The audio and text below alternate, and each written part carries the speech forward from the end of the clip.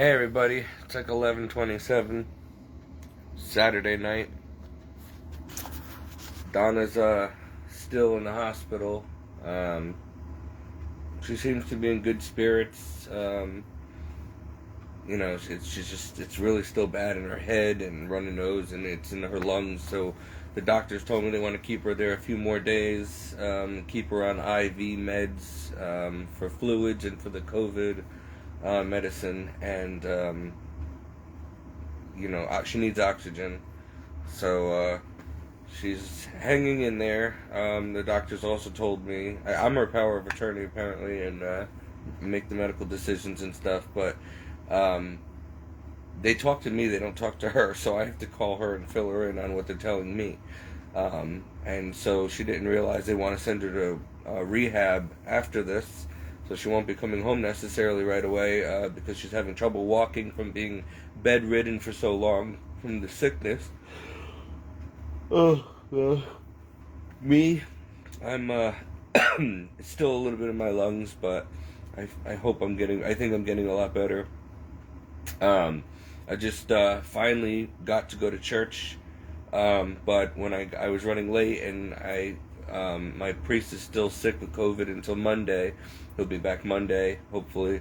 And there was another priest there that I don't get along with, and he doesn't really, I don't like the way he does confessions and stuff, so I was desperate because it's been a couple weeks since I was able to get out of quarantine and go to church and get confession. And so then I was trying to get to church on time before church for confession, but as it turned out, it worked out in God's way. I needed to talk to the doctors for a while, so I was late for Mass, and then I got there after Mass thinking, oh, maybe I can get confession after Mass. Well, the deacon was in a rush to close the church. The priest had lit on out of there. Father Turner's not back yet, and so I ended up going to St. Mary's in Brantford, and it was a few minutes late, but I got to go to Mass, and then I got to have confession, a nice long one with an older priest, and so it was a blessing, and felt so good to be reconnected with God after so long. And this priest was very gentle with me, older guy.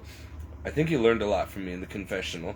It didn't go the way I thought it would. I thought this guy was going to yell at me or something, or just be really harsh or whatever, but it turns out, I guess I kind of relifted his faith, and I could feel Jesus in there talking to me. It was the things he said, it was like, it's like he knew what I wanted to say. I was crying in there, and I don't like being away from Mass for that long, and a confession and all that, and he just kind of knew what I needed to say and what I needed to confess. It was weird.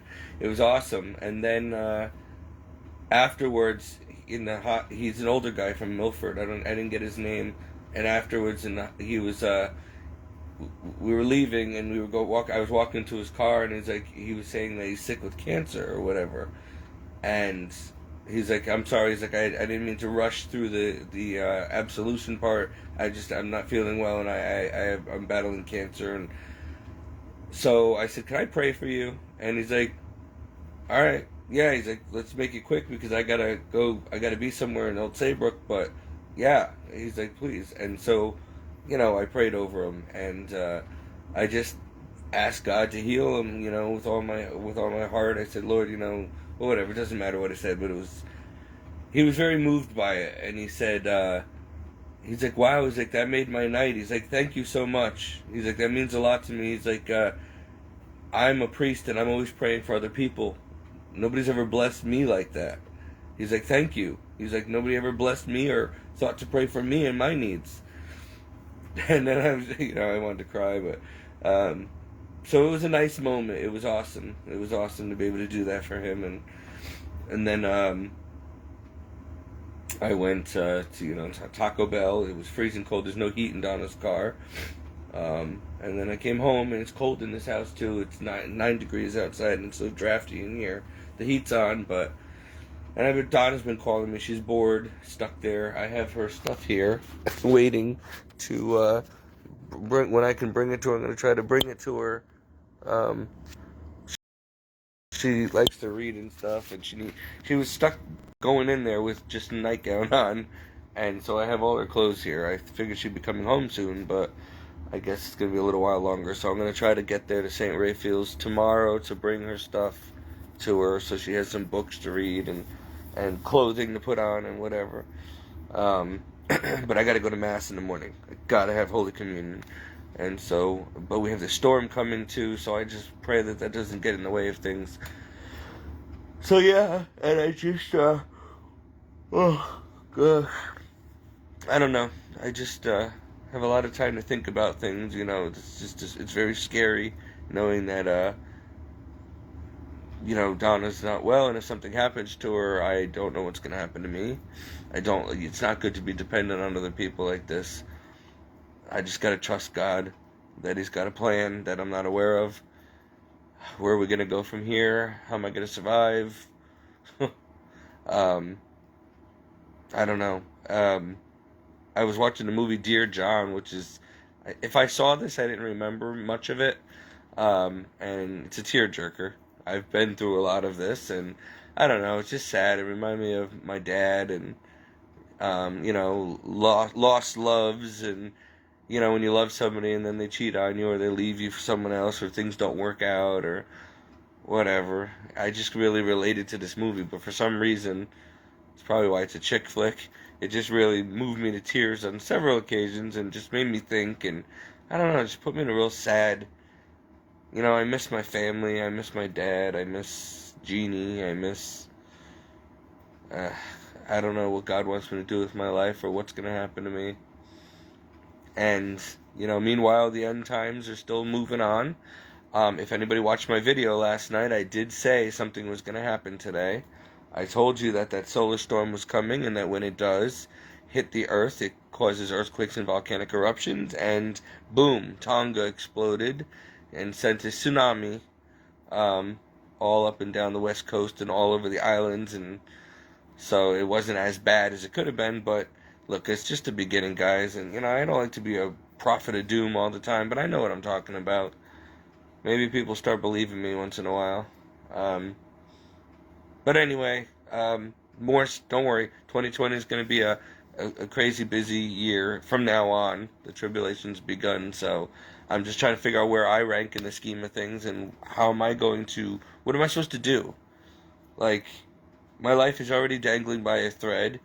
It's freezing, bitter cold out. The economy is going crazy.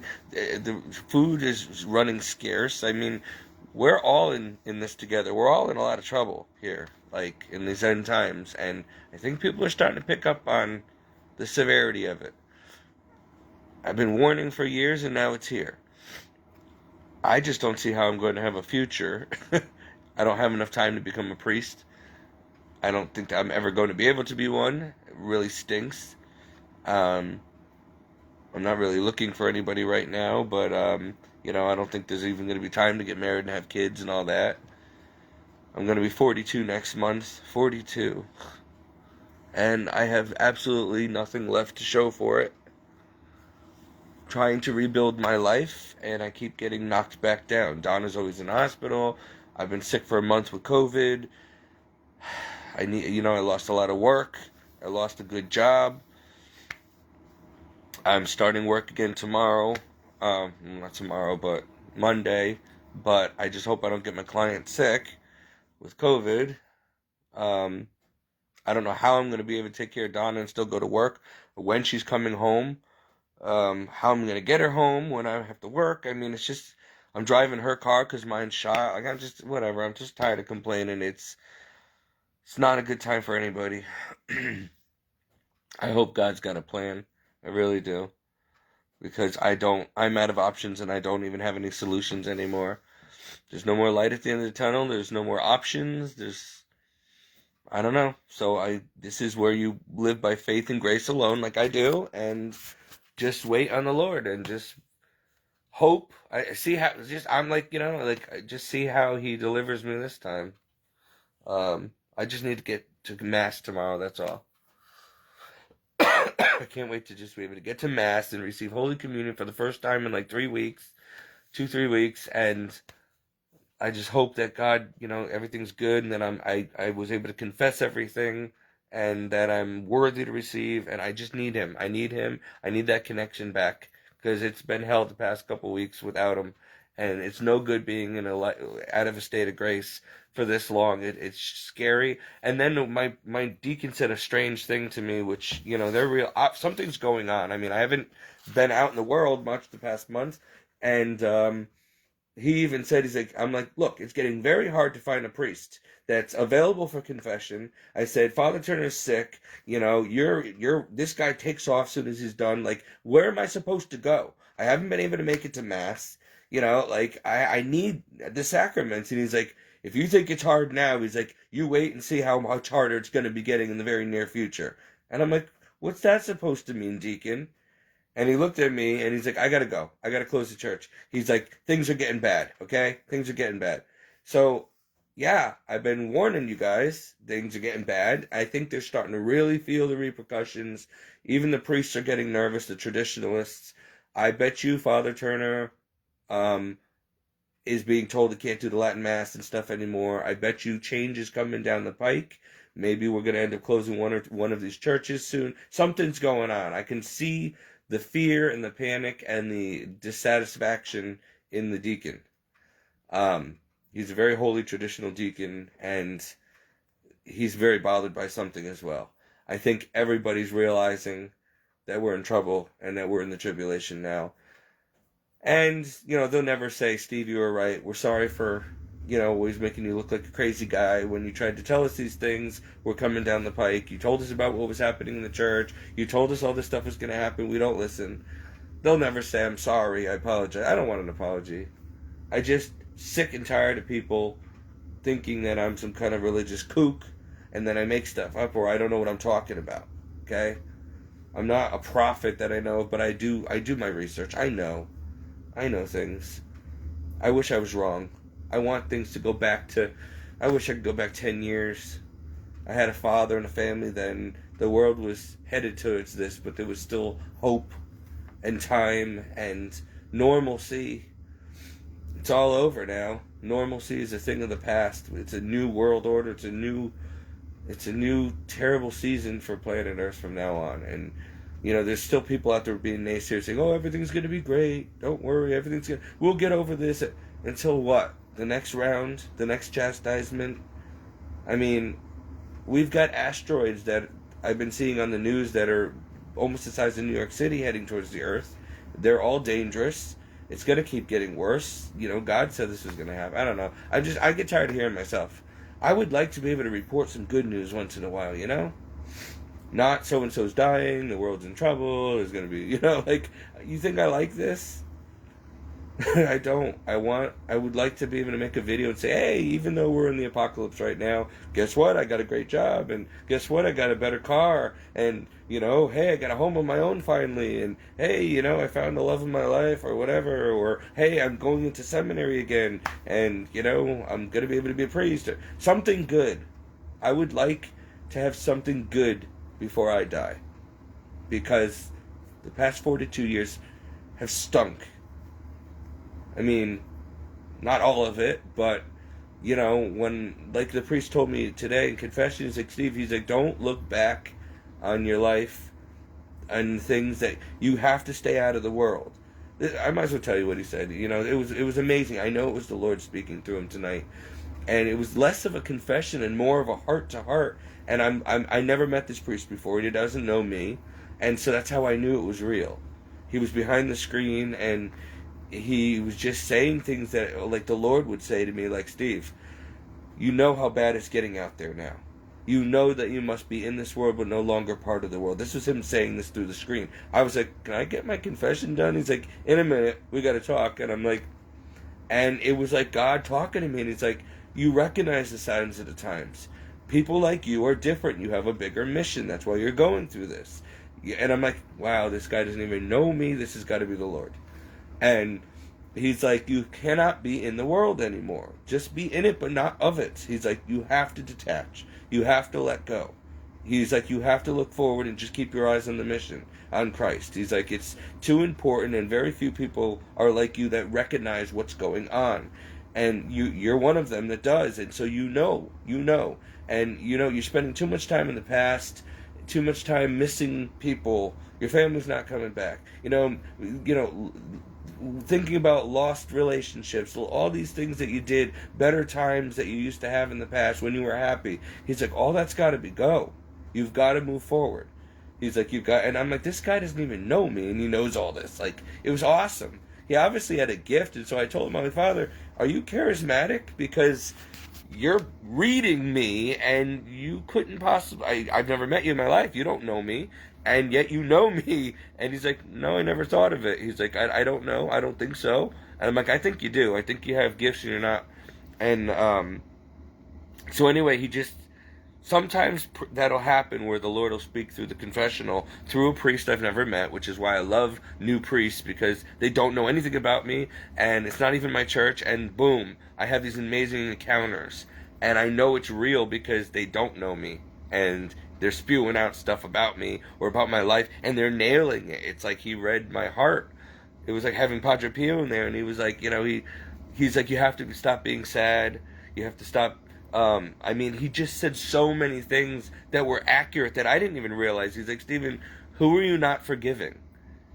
And I'm like, what do you mean? He's like, is there anybody that you have a grudge against, that you're not forgiving?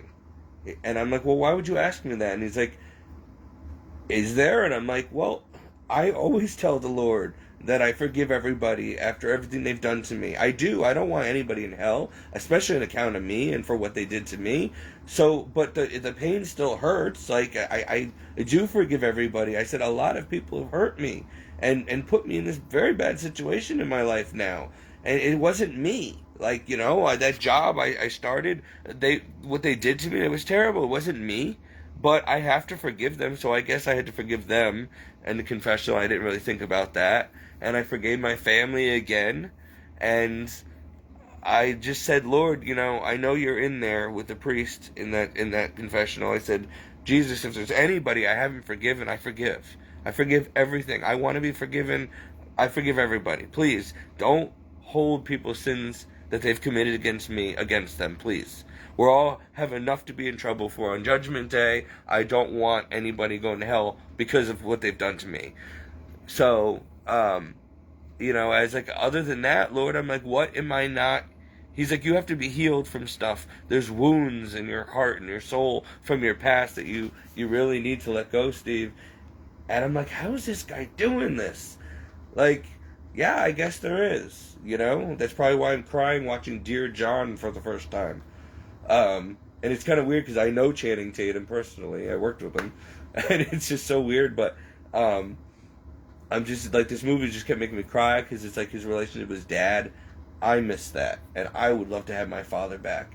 And so having the guy die in the movie was like going through it all, that with me all over again. And just everything. The lost loves, all the lost possibilities. But I'm trying to just, I guess it's hard.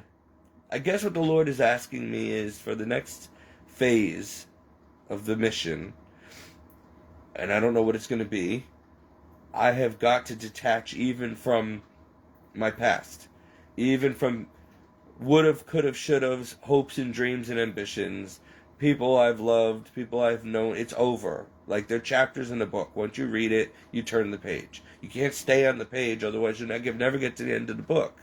You have to turn the page and change chapters, right? Life goes on. And so I guess I'm too sentimental and I'm stuck in the past too much and I'm not really living or moving forward. It's just when the better part of your life is behind you already, your best years, the times we used to be, when people loved you and you had fun, and I don't know. There are things about this world I guess I have to stop loving, and like, I'll miss all those trips to Florida and Disney World and all the hopes of going and moving to somewhere tropical one day, and maybe the hope of having a perfect romance one day, and I don't know, and I guess the hope of ever having my family back, just a normal life. That was another thing the priest said. He nailed it. He said, you're looking at everybody else in the world, and you're judging, and you're seeing how everybody's got what you don't. Everybody else has the family that loves them still. and friends and maybe a significant other and maybe wife and husband, kids, whatever, everything that you don't have that you want. Um, and I'm like, well, yeah, actually, I do. I do notice that everybody seems to have everything that I've always wanted. And he's like, and you're angry at them. And I'm like, yeah. And he knew. He's like, you are upset with this world and you just want the end to hurry up and come because people are ungrateful. And I'm like, yes. I'm like, I wish people would realize what they have. I wish husbands and wives would take good care of each other and stop complaining about their marriage and want divorce when they don't know what it's like to be me and be 42 years old and not have somebody. Or my girl I was going to marry is already in the grave. She's dead. You know, like when people take their parents and relatives for granted. Mine didn't want me. They threw me to the street. Like, I miss them every day, but they don't care. They moved on. As if I never mattered.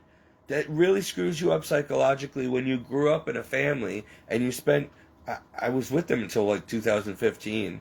So 35 years. And then they just get rid of you and say you're dead to them. And you didn't do anything to deserve it. And did they ever really care about me? What was all that? I was just playing family, playing house for 35 years. The only people who loved me are dead. My grandmother, my dad, my real mom, everybody. My stepmother never really cared about me. Do you know how painful that is? But still, I'm a 42-year-old man next month, and I have to get over it. I have to grow up, put it behind me. No amount of therapy is going to fix anything or change anything. You know, it's easy for people to say, Steve, just grow up, be a man, move on. You know, toughen up. Yeah, okay. Well, you haven't been through what I've been through. Okay? You know, some of you guys had great father figures growing up and got to spend time with them. I didn't. Some of you got to have a mother most of your life. Mine killed herself when I was 5, and then Mommy Dearest moved in, and that was that was fun. You know, whatever, it doesn't matter. Everybody's got a different journey down here. But what God's trying to say is none of that really matters if you focus on what does matter, and that's me. You seem to forget, Stephen, you get caught up in the world, that I created you for something else. For me. So you can get to heaven. That's what you're down here for. It's not all about all that other stuff. If you have it, great. If not, oh well. You know, some people have it worse. I want every human being to come to know and love me and obey me so they can get to heaven and have their real life will begin. Like, earth is nothing compared to heaven. And heaven's eternal. And you've never even really truly scratched the surface of life until you're dead and you're in heaven. And if you don't make it, you've lived a half life and then you're going to live death for eternity in hell. When you look at it that way, you know, God wants everybody to detach very easily from everything. We get too sentimental. People, places, things, everything means something to us. Can't throw anything away. Can't move on. Don't want to move on. He also said that I was going to have to move on soon and not look back. Whatever that means. Where am I going? What's going to happen to me? Like, it's hard, even though I haven't talked to my stepmother in a year, and I haven't seen my family in over a year. I can't just stop loving people and leave them behind. Family means nobody gets left behind. But Jesus did say, if you're going to follow me, you must love me more than your mother, father, sister, brother, wife, children. No one can you love more than me, otherwise you're not worthy of me. I can't be free to go and do whatever the Lord needs me to do in life, which obviously he has taken everything away from me I thought either to curse me and punish me, or because he's setting me aside for something else, for himself. Which means family, friends, all that stuff has to go. Anything that can take my attention and energy and heart away from him, it's got to go. A lot of saints... Oh, and that's what this guy also said. He goes, I don't know for sure. He's like, but from what you've told me, Stephen, he's like, and this is the priest, telling me this tonight in the confessional. He goes, "Did it ever occur to you that maybe you're gonna be a saint one day, like a big saint one day? Because from what you've told me is going on in your life, and what is happening in your life, maybe God's not mad at you. Maybe He's got a plan, a mission, something that you need to do, and you can't have a normal life, Stephen, and have that. Saints had to say goodbye to their loved ones, and some of them went to live cloistered in convents and never got to say goodbye to their family, never got to see them again. That's the price it costs to serve the Lord. Totally. He's like, you need to realize that maybe God is making a saint out of you for these modern days, and you have to live differently. You don't belong to this world, Stephen," he told me.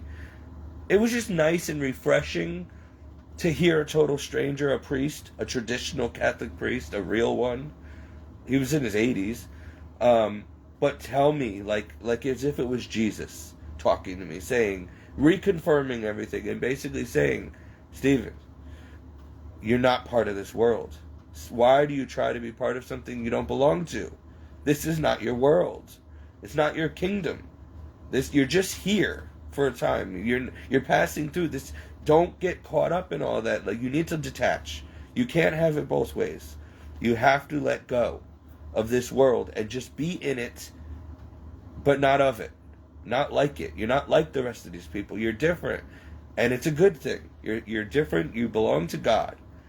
You have to remember that and stop. That's why you're so sad and disappointed, because you're looking at everybody else in their life and how much they're enjoying this world, and you can't, because you chose God and you chose a different route, and you have to stick by it. You can't have it both ways." And I'm like, I know. I just, I don't know. I need to pray hard on focusing on just detachment. Not to get too attached. The Lord's not letting me. That's why I don't have a forever home. Or I'm not settled down right now, and I don't ever get to have a career that lasts, because He's always bouncing me around. I'm always moving somewhere. I'm always all over the place. Like, He won't let me get settled. He doesn't want me to get too comfortable. He doesn't want me to, I guess, call any place home. Because this is what I'm getting, that whatever I have to do in life is not going to be the normal route everybody else in my life gets to have. I have to embrace that I'm odd and that I'm different, and I have to be. It's not even my fault, and I did not choose this. I did not do this to myself. It's God's will that and that I belong completely to Him. Even if I'm not a priest or living in a religious community, I still have to be His. And I have to work for Him, and I can't. So I have to just stop looking at. You know what it's like? It's like whenever I'm dating somebody, I no longer look. Like, I know I'm off the market. I'm very faithful. I'm faithful to God. But when I'm dating somebody, I am very faithful. I don't even think about cheating on them, and I pray that they don't cheat on me. And so I am off the market. The minute I start talking to somebody, that's it. I'm married. Like, that's how it should be. People should give people enough time without keeping options open. See where it goes first. Shut your options down. What? You can't have your options closed for a week, a month, a year? What are you going to miss? Something better might come along? No, I'm not like that. When I start dating somebody, I'm interested in somebody, that's it. I'm all theirs, and I hope they're all mine, and I'm not looking, and I don't care what comes my way. I'm taken. I'm seeing this through. I'm seeing where it goes. I'm faithful like that. And that's what I'm trying to. I think the Lord wants me to do that completely with Him. And so I need to maybe start putting a ring on my finger again and just say that, hey, you're married to the Lord. That's it. Don't even look. Don't want anything anymore in this world. Your rewards later on. You have to focus on getting to heaven. You're married to Jesus. That's it. Stop. Maybe I need to do that, because just like the seminarians do and the priests do, because it's the only way I can get my mind off is when I just absolutely know that I'm taking, you know? It's just kind of hard for a guy to think that way about God, like, married to God, like, I'm taken, like, but it is what he wants. He wants his people that are closest to him to be all about his business, all about him, and that's it, to love him more than anything and everyone. So I realize I've been failing the Lord, betraying his trust. I've not been faithful to him and his mother because I've been one foot in the world more than I realized. I'm just trying to survive, and it's like, Lord, I need things. Like, I do need a home, I need a car, I got bills to pay. I'm scared, it's 9 degrees outside. If I didn't have this place to stay at right now, if it wasn't for Donna, I'd be on the street. I mean, so I'm gotta be grateful for what I have, and it sure would be nice to have my own that nobody could take away from me, so I can, but then I'm gonna need a job so I can make enough money to support it, and that means I need my health back, so I have good health, so I can go to work, so I can make the money I need, so I can support it. You see how you're trapped in this world? It's a trap. All of us are stuck in this trap. Every day, go to work all the time, and you waste more time at work working to make somebody else rich. You have no time to see your family or the home you spend so much money on. You don't get to enjoy anything in this life anyway. It's futile unless you're rich. So why not be a Christian and just go all in? Why not do without, So I used to want the best of everything. Nice cars, nice clothes, nice everything, comfort, luxury, whatever. Now I'm just grateful to have a bed to sleep in. Wow, how much I've had to change. That's what happens when God strips you of everything, and you really start to value and appreciate the dumbest, littlest things that you took for granted. Like heat, like clean clothes, like the ability to shower. Like, you don't even care if it's yours anymore, as long as you have it, And the Lord does provide, whether it's through Donna right now and then somebody else, whatever. That's how he does things. So I gotta end this video. This acid reflux is so bad, it's like eroding my entire, and ever since I got COVID, the COVID feels like like fiberglass in your lungs. Every time you cough, it's like phlegm with cat hair in it, and it gets into everything, and it's getting into the erosion, and it's like pouring sand from the beach into my esophagus and all the way down here. Oh boy, do I suffer. Who needs this tonight, Lord? It's just Donna. I'll offer it up. The suffering I'm going through right now, you have no idea. Just sitting here making this video. I offer it up for Donna that she might get well. You don't want to waste your suffering in life. You're going to get a lot of it, especially in the future. We're all going to be suffering in the near future. So get used to it. Get a tough, thick skin and use it as currency to sanctify yourselves by offering up the suffering for those in need of conversion. Don't waste it. Alright. Is that everything that I need to talk about tonight? I think I've updated everybody. Yeah, that's it. Godspeed. Please pray for me. I don't even know what to ask God for anymore. I'm just, Jesus, I trust in you, I surrender, and I'm just waiting to see where I end up. I do feel like I'm always just waiting to die. Is it going to be a natural disaster? Am I going to be martyred? Am I going to be persecuted? Am I going to die on the street? I just feel like the rest of my life is just waiting to die. And you can't really live when you're always just dying or waiting to die. It just kind of stinks. The Lord's brought me this far. I'm sure he didn't bring me this far just to drop me like a hot rock. So I gotta trust. Who knows?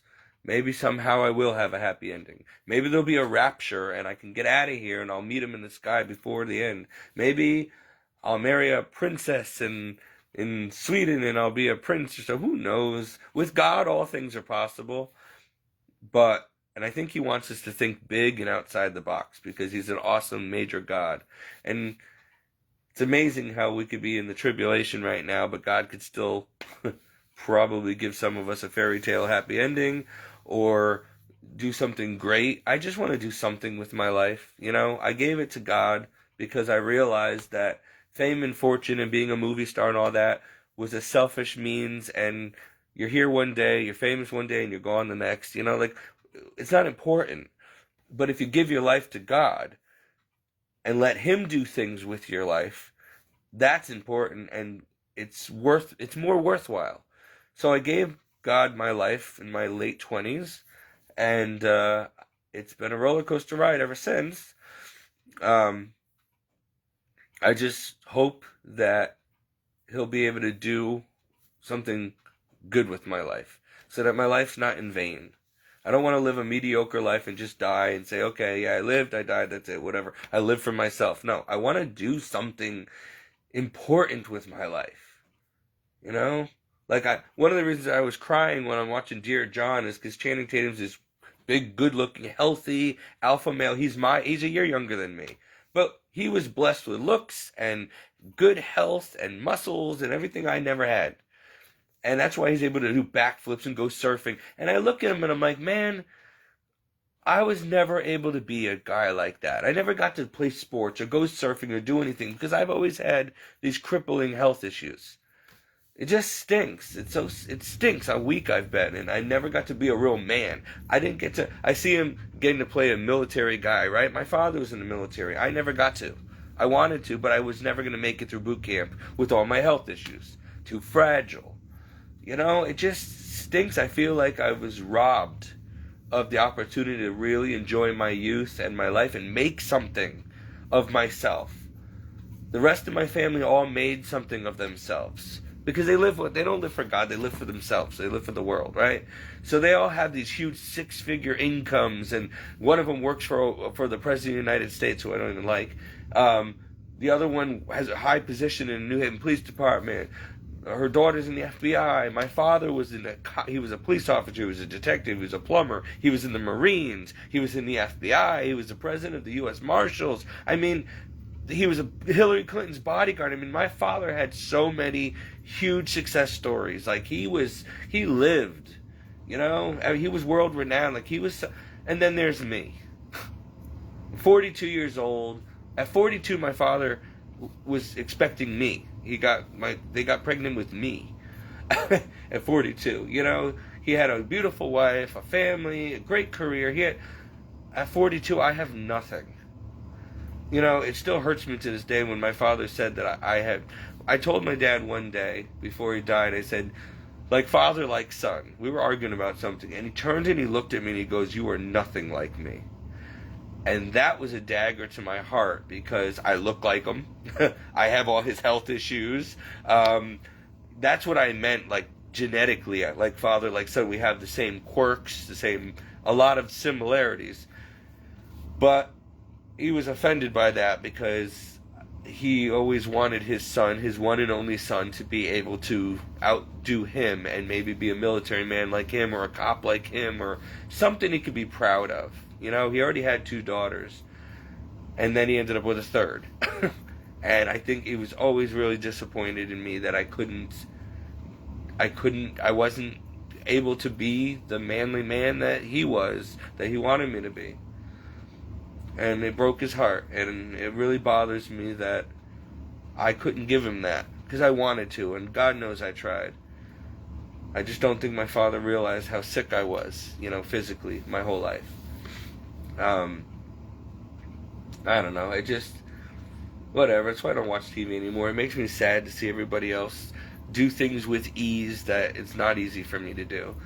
And they just take it for granted, Like somebody who's good looking, right? And then they go and they do drugs and they ruin their body and they overdose or they kill themselves or they tattoo them and their whole body up from head to toe. And it's like, you were given health and beauty and so much potential in the superficial world. You could have had anybody you wanted, and you ruined yourself. You took it for granted. You were unhappy. What I wouldn't do if I were you, to have what you have,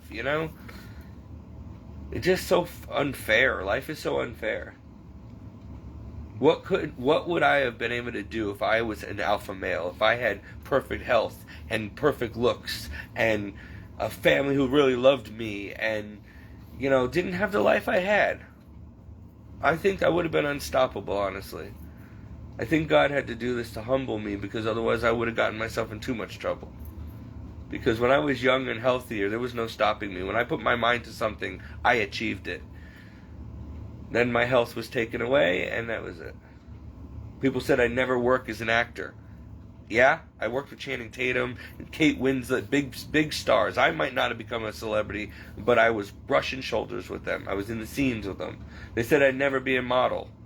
Abercrombie and Fitch offered me a deal, okay? When I was 24, way past modeling age, I was still in my prime. Don't tell me I can't do something. Oh, you'll never work in a school. I not only worked in a school with no college, I taught my own class for a year. 2 years. That was not supposed to happen, but it's who you know. But hey, I got it. I had my own class.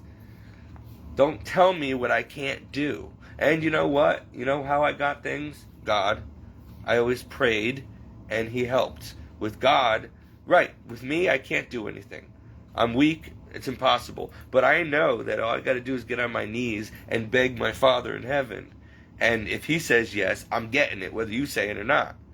Don't tell me what my Father in heaven can or cannot do. But I can't do it without Him. But now it seems like I'm in a different walk with Him now, where I don't get all the signal graces anymore. I don't get all the blessings. God doesn't spoil me anymore like He used to when I was younger. Now it's kind of like I'm on my own, I feel like.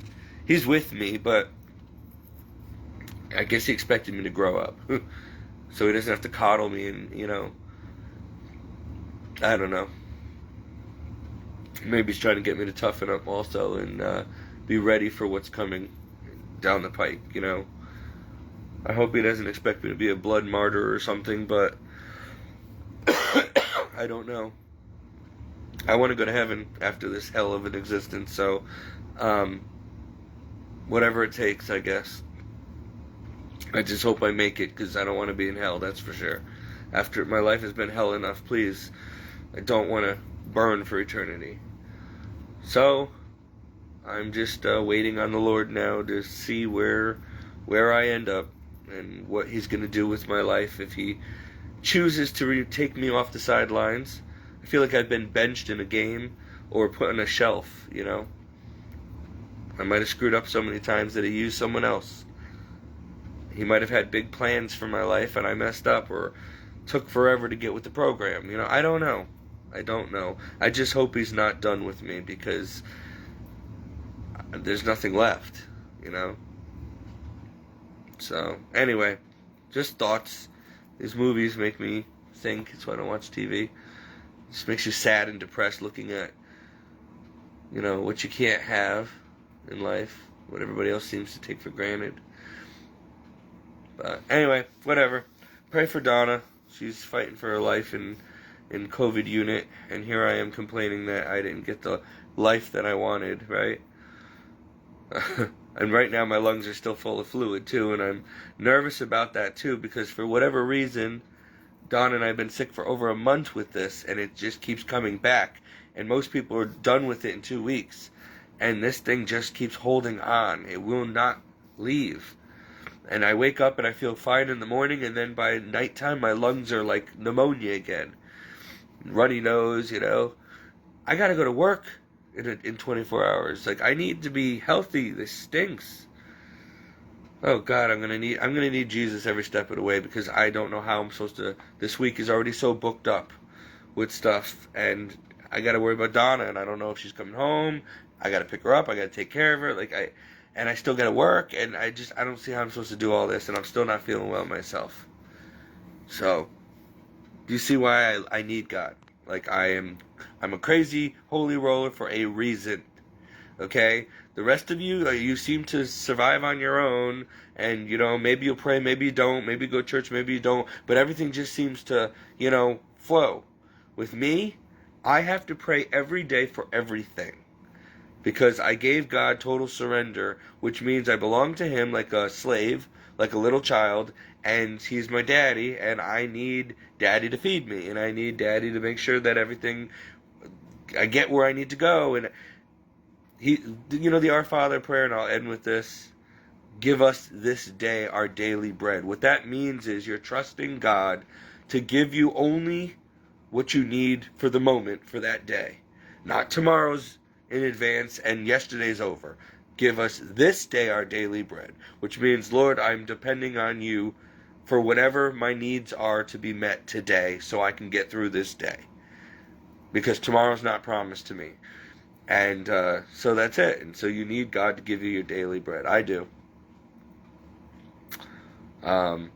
Sometimes I get a little upset because I want to be like the rest of these guys I know in my life. They used to be Marines. They got wives and kids. They got everything, and they just, they're the providers and they're the men, and they seem to provide a good living for their family and stuff. But what if they lost their health like I did? What if they were practically crippled like me?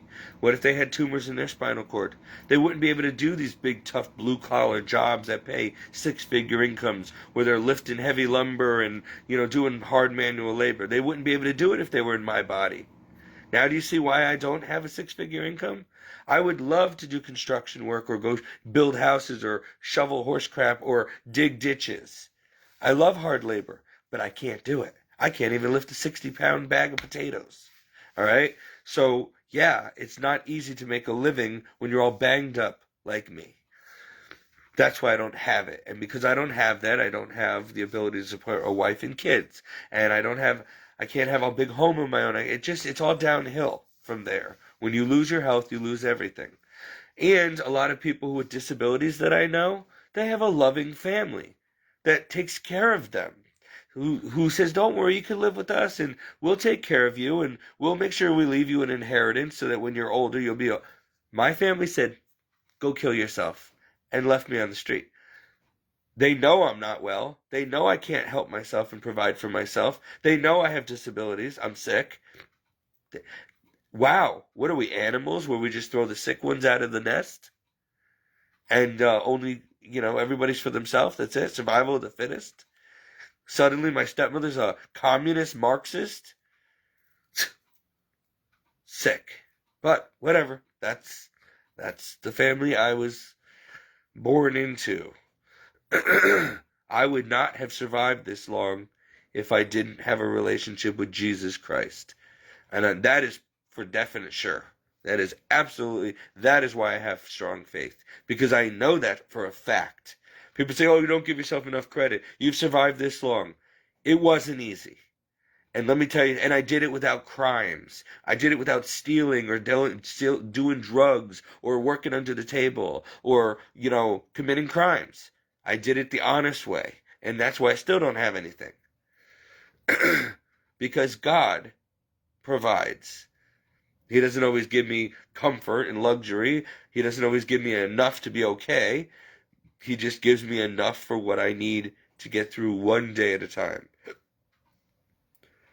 But that's it. I can't complain.